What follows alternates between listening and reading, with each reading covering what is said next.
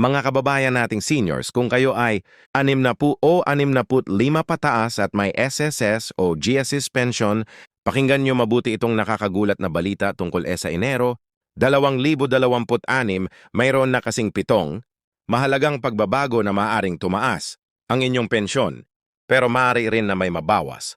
Kung hindi ninyo alam ang tamang proseso, hindi ito basta simpleng dagdag lang SA monthly pension ninyo, kundi may kasamang mga bagong patakaran, SA tax, SA payout schedule, at maging SA mga benepisyo na matagal nang nakatago SA sistema, pero hindi alam ng karamihan. Maraming seniors ngayon ang nabibigla dahil SA mga natatanggap nilang sulat mula SA SSS at GSIS, at ang iba ay may nakikitang bawas SA kanila.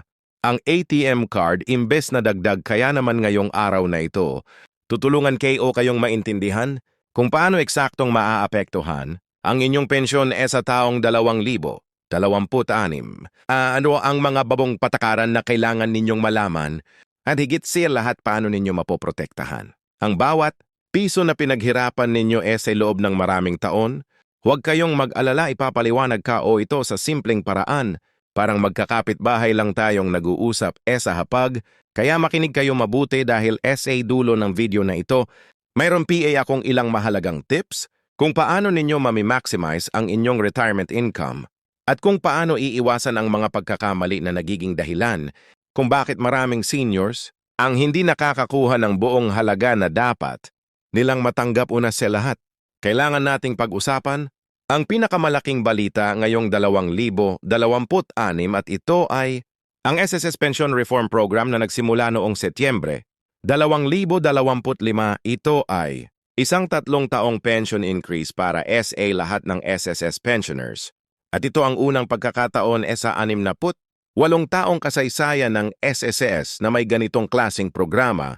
Ang layunin nito ay tulong sa halos 3.8 milyong pensioners na nakakaranas ng mahirap na buhay dahil sa tumaas na presyo ng bilihin gamot at iba pang pangangailangan.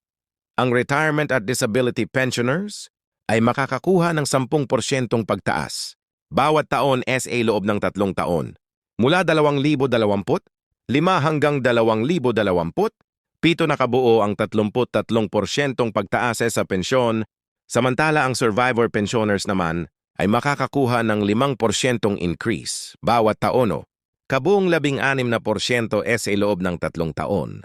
Ngayong Enero 2026, mayroon na dapat kayong nakikitang unang pagtaas na iyon sa inyong monthly pension kung kayo ay nasa listahan ng active pensioners noong Agosto 2025.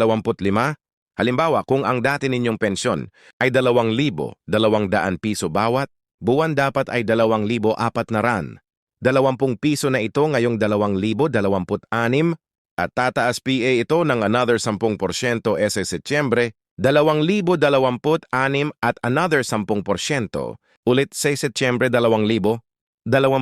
Pero maraming seniors ang hindi nakakakuha ng tamang halaga dahil sa mga problema sa kanilang records, lalo na kung may missing contributions o hindi updated ang kanilang bank account details. SSS ni ikalawang mahalagang pagbabago ay ang GSIS SSS Portability Law na napakatagal nang umiiral, pero ngayon lang talaga ginamit ng maraming retirees dahil SA mas malinaw na implementing rules. Ang imbaras na misto ay nangangahulugan na kung kayo ay nagtrabaho SA private sector at may SSS contributions at pagkatapos ay lumipat SA government service at may GSIS contributions, pwede ninyong pagsamahin ang lahat ng inyong contributions para makakuha ng mas mataas na pensyon. Ang computation ay base SA combined credible service mula SA dalawang sistema, at ang average monthly salary credit ay kinukuha mula SA pinakamataas na 36 na buwan ng salary credits mula sa parehong SSS at GSIS. Halimbawa, kung kayo ay may 10 taon SA GSIS at 8 taon SA SSS, mayroon kayong total na 18 taon ng creditable na serbisyo. Ang pension formula ay depende kung saan kayo mas nakinabang, pero ang importante ay hindi na masasayang ang inyong contributions kahit lumipat kayo ng sektor. Maraming retirees ngayong 2026 ang ngayon lang nalalaman itong option na ito, kaya kung kayo ay may history sa both private at government work, kailangan ninyong mag-apply specifically for portability benefits. Pumunta kayo SA nearest SSS o GSIS office at dalhin ninyo ang Certificate of Total Contributions mula SA both agencies dahil kung hindi ninyo gagawin ito, ang pensyon ninyo ay computed separately lang at mas maliit.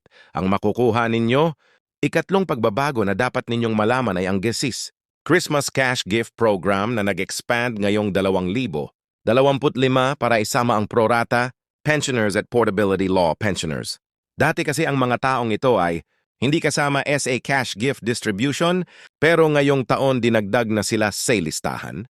Ang cash gift ay equivalent ng 1-month pension o 10,000 piso kung alin ang mas mababa pero maraming pensioners ang excluded PA rin dito, lalo na ang survivorship at dependent pensioners.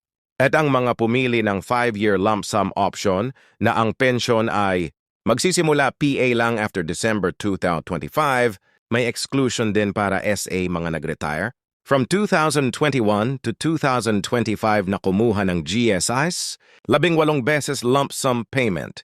Dahil considered na silang nakakuha na ng advance payment, kaya kung kayo ay hindi nakakuha ng cash gift na yon ngayong December, tingnan ninyo kung kayo BA ay kasama SA exclusion list at huwag kayong magulat o magreklamo. Kung hindi kayo qualified, ang important dito ay maintindihan ninyo kung bakit at kung ano ang dapat ninyong gawin next time para makasali kayo. Ika-4 na pagbabago ay ang bagong patakaran SA Pension Verification at Proof of Life Requirements. Dahil SA digitalization ng SSS at GSIS, lahat ng pensioners ay kailangan ng mag-update ng kanilang records online through My SSS Portal OA.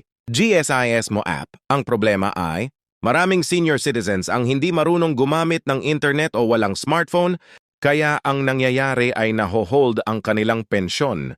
Dahil SA hindi nila nako-comply ang annual verification requirements ngayong 2026.